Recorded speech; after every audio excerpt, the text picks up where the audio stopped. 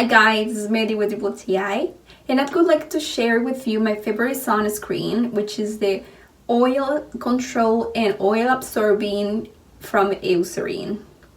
What I like about this sunscreen is that it doesn't clog pores.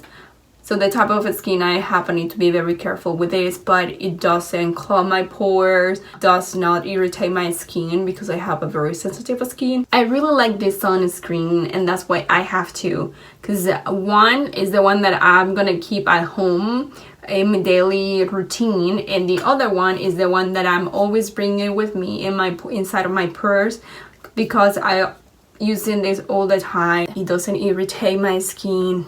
It's help me to absorb oil, it's not greasy, and it doesn't clog my pores. So I really like this sunscreen. I really recommend you to give it a try to this Eucerin sunscreen, but this is just my point of view.